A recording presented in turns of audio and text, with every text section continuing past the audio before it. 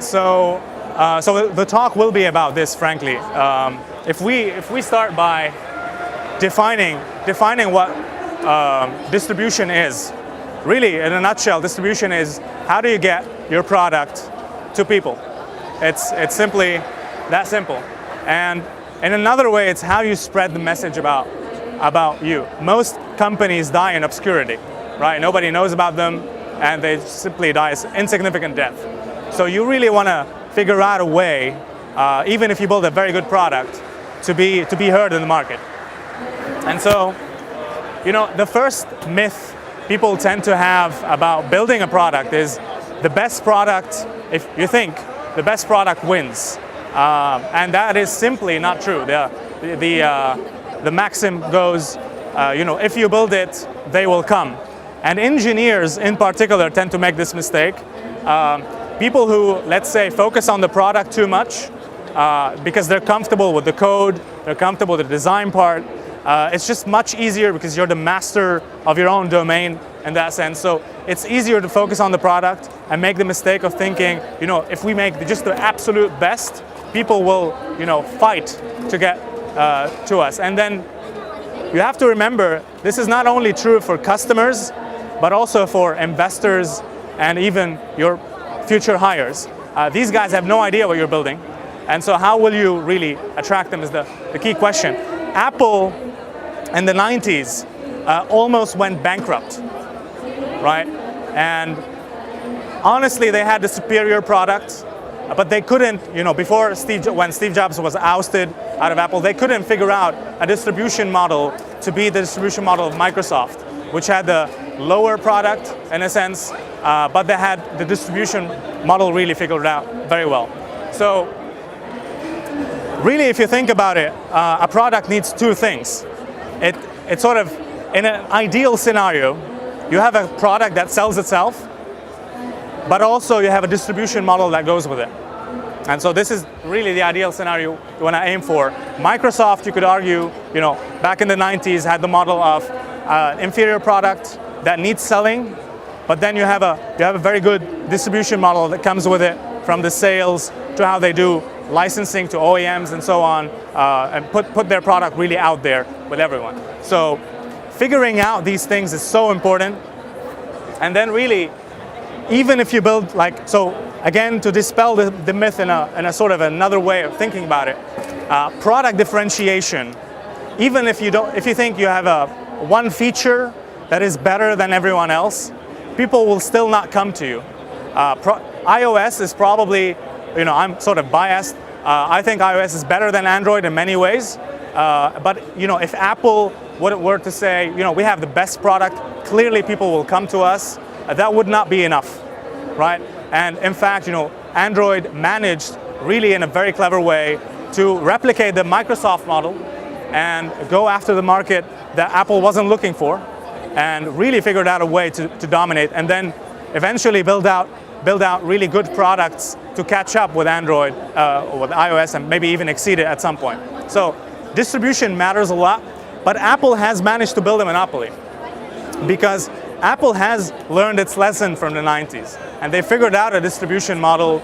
Really, the iPhone, in a sense, is the best marketed product in the world at this point. You know, every new iPhone oversells the previous iPhone, and that just doesn't happen by magic. Really, the distribution model there is very strong. You would learn well from studying the models that successful businesses have, and we'll go through a couple of those. But first, let's really understand a bit, you know, how these marketing situations work. It's important to understand maybe the math behind it. It's a very simple math. Basically, if your customer acquisition cost is more than the money you get out of your customer, you're out of business, right? But then there's the flip side of this, which is if your revenue from a customer is high and your customer acquisition cost is zero, because you're not investing in marketing, you're not investing in sales, you haven't figured out a distribution model, then basically you go out of business, right? So the magic formula is, of course, to keep your acquisition cost lower than your revenue, but then really figure out what is the right investment What is the right distribution model? So we'll go through, for example, marketing to the masses in a way as one form of distributing. So when you guys think of marketing, maybe as startups, you don't have to budget to go full advertising, right? If your product costs $40 a month, or $5 a month, or $10 a month, you cannot go and simply advertise to everyone. You would be overpaying because, frankly, TV channels, for example, cater for a wide audience. You might have a small audience, so you'd be overpaying for the rest of the people who don't care really about your product. So figuring out the right marketing solution, this is really the lesson here. Maybe it's not advertising. Maybe it's guerrilla marketing in some way, right? If you cannot figure it out within yourself, within your team, then you might as well work with someone, with an expert who can figure it out for you, right? But it's important to think that you cannot simply ignore this lesson and say, if we build it, they will come. Marketing is absolutely essential. And of course, you really want it to be differentiated. You want your marketing, in a sense, to be absolutely unique. And the test is, can it be easily replicated by someone else? So this is why advertising is not a straightforward sort of, we have an Apple MacBook. It's twice as fast as the whatever Microsoft Surface or something of the sort. Notice they do say that in the keynotes because their target in the keynote is tech people. But then to the masses, they go full emotional, right? And so also knowing your audience really makes a difference in that sense. Now, another sort of myth to go through is really viral. Like viral marketing is sort of the holy grail. If you hit it, you don't have to pay for any marketing, right? Because viral marketing is essentially zero cost unless you pay people to use your product. But like one example of viral marketing would be Dropbox. We'll come back to that in a minute. But I do want to stress, for example, gaming companies make a common mistake, which is to say, we will build a feature into our game that does like a share button. It's really a share button of some sort. Share this with your friend. That is really a forced marketing, sort of viral marketing strategy. Zynga not only baked into their games this social aspect where the game gets better as more people play it with each other, and you really have the incentive to invite your friend so you can build a farm together. But they also didn't really just figure that out and sit and wait. They went ahead and used targeted Google ads to absolutely really go after their target market. And so it's the combination there of viral marketing plus Google ads that worked for Zynga.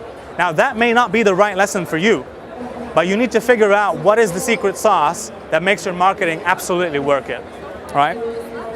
And so Dropbox is another form of viral marketing where, the common misconception is we build this share now, share button into the app, and it's going to be like, like an absolute viral sort of spread. In fact, what you need to understand, if you want to go with a viral marketing strategy, the first thing you need to ask yourselves is really, is our product viral in its use, in its functionality? Does it get better when two people use it instead of one? So Dropbox, for example, it gets better because you can share it. You can share a folder with someone. So that sharing is really, it's not like a plus on the product side, it's really baked into it. It's the essential experience of it. Of course, you can use it to back up your own stuff, but then you can also share it. And so that is different from saying, hey, do you like my post? Please share it with someone else. So that is like a weak form of viral marketing that doesn't really pick up unless you do something maybe very controversial. In that case, yeah, sure. Now, one other form really of distribution, we have the guys at MyKey that I'm using here as an example. So MyKey, we're in stealth mode for like a couple of years. And the way they did the coming out is really on TechCrunch, right? But here's the lesson with PR, because PR is really the cheapest way you can do marketing. It's not really the ultimate way you can gain users, but it's an important tool to have trust. Here's why. When you're trying to hire someone, that someone will, the first thing they will do is Google you. They will Google your startup. So if they don't find your startup somewhere with a trusted third party talking about you, recommending you in some way, their first instinct will be to doubt you. And then when they talk to their parents, when they talk to their friends, and they're saying, we're joining the startup that nobody's heard of, they're going to say, why don't you actually work for Microsoft, right? So the notion there is you need the third-party vetting, and PR is the way to do it cleverly, right? So figure out when you're doing your product launch, who is the right sort of kind of person to vet you, whether it's the Huffington Post or TechCrunch or New York Times. That sort of thing gets you not just users. Actually, users don't care much about that. It's more important for employees, future hires, and for investors. You would not believe the kind of interest people have, investors have, when you have been featured on TechCrunch, right? It makes it simply easier to close a round when you've already launched and you're showing some sort of traction and you're featured by these global things. So make it part of your strategy, aim for it, have a plan to distribute well with these guys.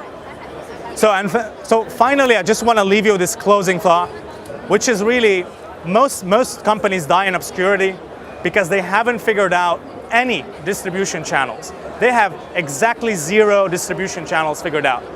They try some Facebook ads, they try some Twitter ads, it doesn't work, they give up, and it's the end of the story, right? So what you need to do is, if you can get even one distribution channel to work, whether it's PR, whether it's marketing, whether it's a combination of things that really drive the growth, if you can figure out even just one, then you're still in business. If you have 0, you're out of business.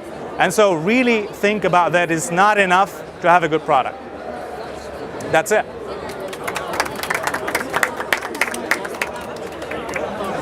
So, just as a piece of trivia, when Facebook launched, this is from 2004, Harvard had 10,000 students. They launched, they had, by the end of the first week, 60% of people, 6,000 people signed up for the service. That's the sort of viral growth that is incredible. And so, really, distribution matters. Now, إذا حدا عنده سؤال, I think it's clear. How you define your marketing strategy, the challenges? It depends. For example, you said you have to have the right source, right? How do you do the rest of it? You start? Absolutely. I mean, so some of it is experimentation, but also some of it is really working with an expert. So hiring well on the marketing side is important. People tend to ignore that. They think, we're gonna hire some engineers, figure out the product side. Maybe we'll do some sales, but we don't know how. Maybe we'll get an A-class sales guy, but why is he going to work for you, right? If you're not even focused on the marketing side. So these questions, if nothing works, where you can't figure out for yourselves the marketing strategy, and you can't even hire people who would figure it out with you, then your best bet would be to work with a marketing agency of some sort. Apple has, until recently, like the past 10, 15 years, when Steve Jobs came back, they were working the entire time with a third party. The marketing agency was independent from Apple. And only recently have they started thinking, we should bring them into the fold, actually have them in-house, sort of. So that is really big. All right. Thank you, guys.